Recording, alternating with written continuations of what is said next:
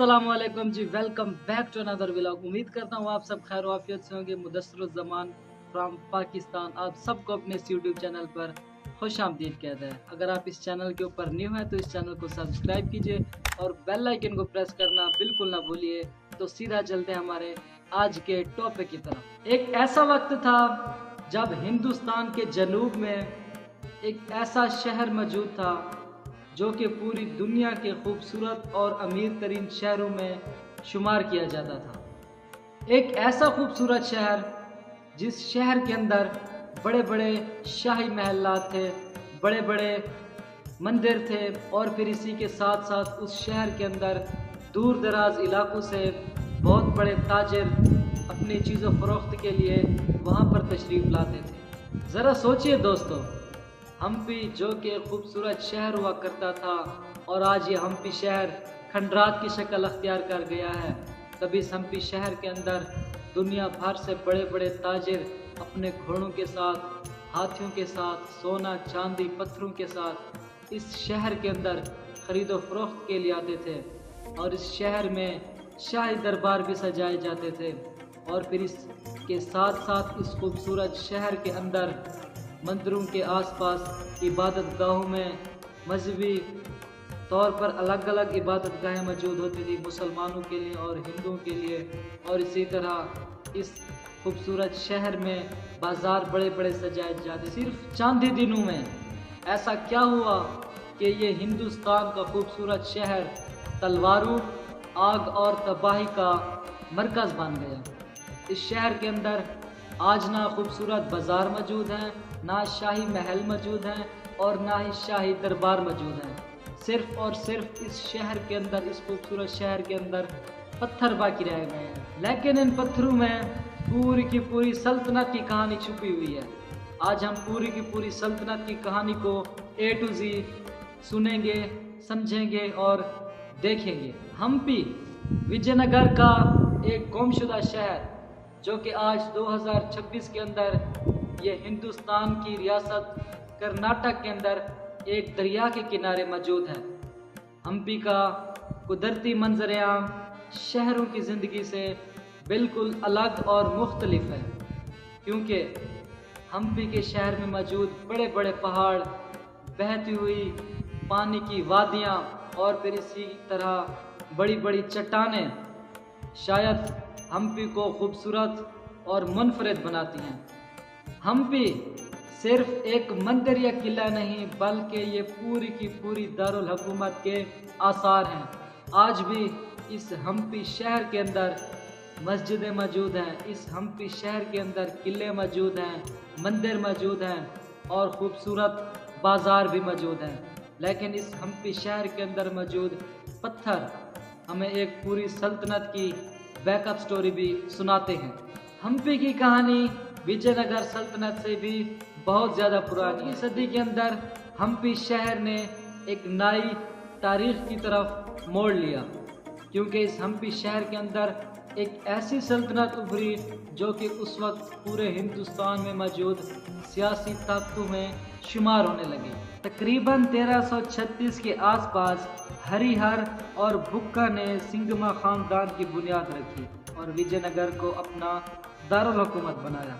वक्त के साथ साथ ये सल्तनत फैलती चली गई और हम्पी विजयनगर सल्तनत का शानदार दारुल हुकूमत बन गई।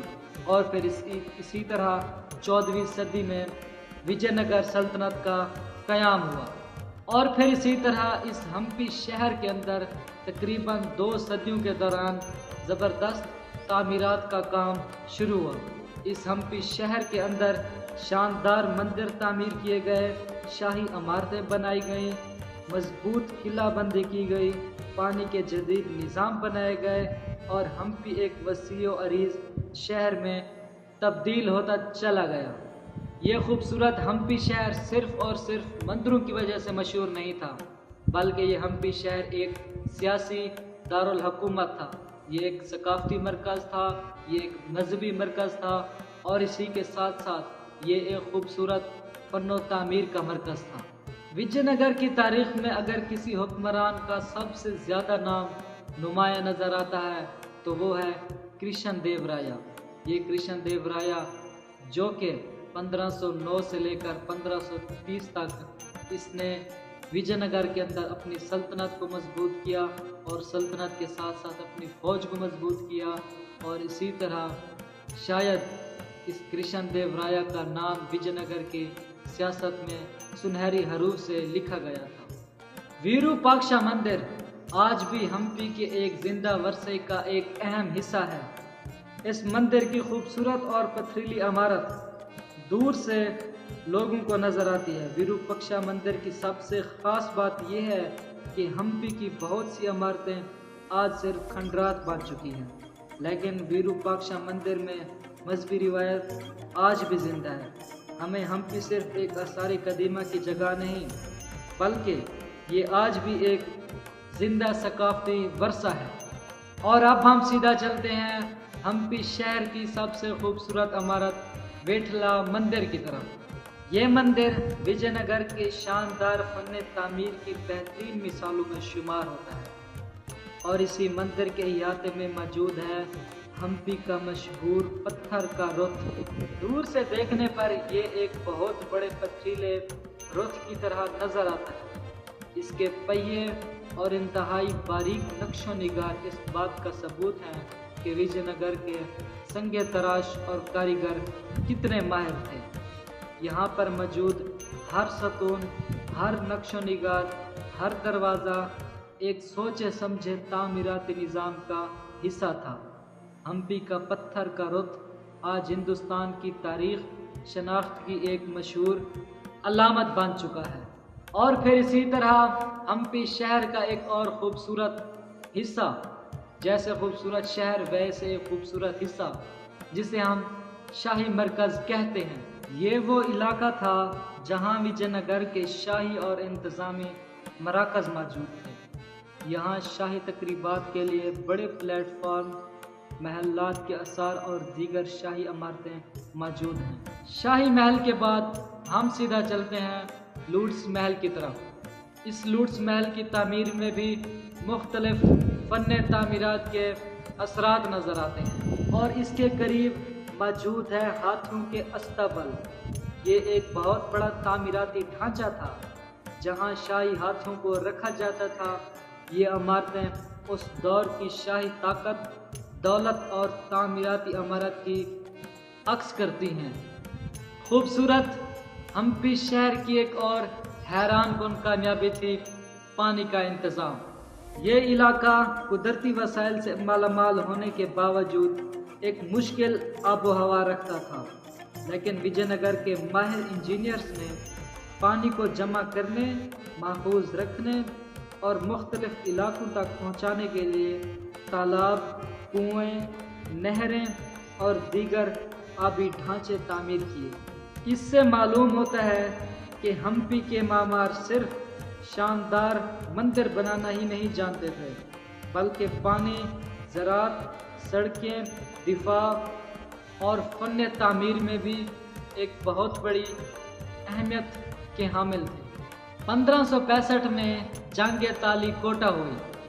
जिस तरह हर ताकतवर सल्तनत का अरूज से ज़वाल आता है, इसी तरह हम्पी का भी अरूज से ज़वाल यहीं से शुरू हुआ। इसमें विजयनगर के फ़ौजों का सामना दक्कन के फ़ौजों के सामने होता है और बदकिस्मती से विजयनगर के फ़ौजी दक्कन के फ़ौजों से शिकस्त खा जाते हैं और फिर इसी तरह विजयनगर का दारुल हुकूमत हम्पी को एक बहुत बड़ी तबाही का सामना करना पड़ता है। और इस तबाही की वजह से खूबसूरत हम्पी शहर के खूबसूरत तामीराती इमारतों को बहुत सारा नुकसान हुआ और इसी तरह आहिस्ता आहिस्ता ये खूबसूरत शहर का खूबसूरत दारुल हुकूमत अपने ज़वाल की तरफ चलता गया और आहिस्ता आहिस्ता ये सारी की सारी खूबसूरत इमारतें और ये खूबसूरत शहर और ये दारुल हुकूमत तकरीबन ख़त्म हो गया और ये सब कुछ खंडरात में बदल गया। तो इसी तरह ज़रा सोचिए दोस्तों कि एक ऐसा खूबसूरत शहर जहाँ पर रोज़मर्रा रूटीन के मुताबिक चहल कदमी चलती हो और इसी तरह اس کے اندر روزانہ عبادت گاہیں اوپن ہوں اور ہندو مذہب کے مسلم مذہب کے لوگ عبادت کرتے ہوں، اور پھر آہستہ آہستہ یہ سب کچھ خاموش ہو جائے، یہاں پر صرف اور صرف پتھر موجود ہوں اور ہوائیں موجود ہوں اور پرانی دیواریں موجود ہوں۔ خوبصورت ہمپی شہر کی سب سے جذباتی بات یہ ہے کہ آپ اس خوبصورت ہمپی شہر کی خوبصورت عمارتوں کو تباہ ہوتے ہوئے نہیں دیکھتے، بلکہ آپ اپنی آنکھوں کے سامنے ایک طاقتور ترین سلطنت کو اس کے عروج سے اس کے زوال کی طرف جاتے ہوئے محسوس کرتے ہیں۔ اور پھر اسی طرح ہمپی بھی ایک خوبصورت شہر ہوا کرتا تھا، خوشحال شہر ہوا کرتا تھا، لیکن پھر آخر میں کیا ہوا؟ ایک جنگ ہوئی، پھر تباہی ہوئی، اور ایک خوبصورت اور خوشحال شہر ایک کھنڈرات میں بدل گیا۔ ہمیشہ ہر تاریخ ہمیں یہ نہیں بتاتی کہ کون جیتا یا پھر کون ہارا، بلکہ ہمیشہ تاریخ ہمیں یہ بتاتی ہے کہ عروج سے زوال کس طرح ہوتا ہے، اور اسی طرح وقت کے ساتھ ساتھ ہر طاقتور ترین سلطنت ہمیشہ ڈھیر ہو جایا کرتی ہے۔ امید کرتا ہوں آپ سب کو ہماری آج کی ویڈیو بہت ہی پسند آئی ہوگی اور آپ نے ایجوکیشنل انفارمیشن اس ویڈیو سے ضرور حاصل کی ہوگی۔ اگر آپ نیو ہیں تو اس چینل کو سبسکرائب کیجئے اور بیل آئیکن کو پریس کیجئے، اور اس ویڈیو کو دوستوں کے ساتھ بھی شیئر کیجئے۔ ملتے ہیں نیکسٹ ویڈیو میں، تب تک کے لیے اللہ حافظ۔